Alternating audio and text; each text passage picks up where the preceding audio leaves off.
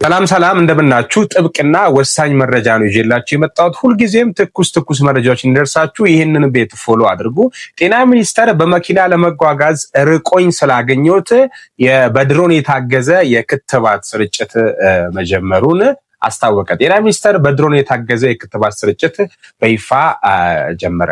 አዲስ አበባ ታህሳስ 19 2018 ዓ.ም የማርበርግ ቫይረስ ስጋት ባለባቸው አካባቢዎች የህይወት አድን መድኃኒቶችና ክትባቶችን በድሮን የማድረስ ስራ ዛሬ በይፋ ተጀምሯል። የጤና ሚኒስቴር ከኢንፎርሜሽን መረብ ደህንነት አስተዳደር ጋር በመተባበር ነው ይህን የድሮን የታገዘ የክትባት ስርጭት በደቡብ ኢትዮጵያ ክልል በዳስነች ወረዳ ያስጀመሩት። መርሃ ግብሩ ሚኒስተሩ የወረርሽኙን ስርጭት ለመክታት እናም ለማቋረጥ ራቅ ያሉ አካባቢዎች የሚገኙበትን ዜጎች ህይወትን ለመታደግ የወሰደው ፈጣን ምላሽ እርምጃ አካል ነው።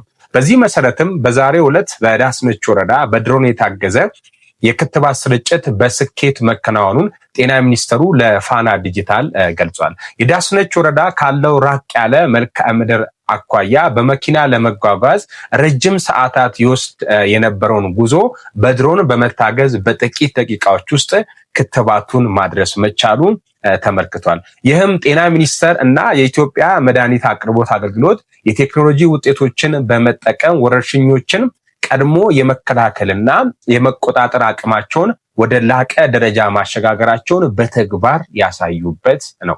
በተጨማሪም ኢትዮጵያ ወረርሽኞችን ለመመከት የራሷን የውስጥ አቅምና የቴክኖሎጂ ውጤቶችን መጠቀም መጀመሯን የሚያሳይ ትልቅ ተግባር መሆኑንም አሳይቷል። በቀጣዩም ምስል በድሮን መድኃኒት የማድረስ አገልግሎት ከባለድርሻ አካላት ጋር ተጠናክሮ እንደሚቀጥልም አክለው ገልጿል። ፈጣንና ወቅታዊ መረጃዎች ሁሉ እንዲደርሳችሁ ይሄን ቤት ፎሎ ማድረግ እንዳይረሳ። ሰላም ሁኑ።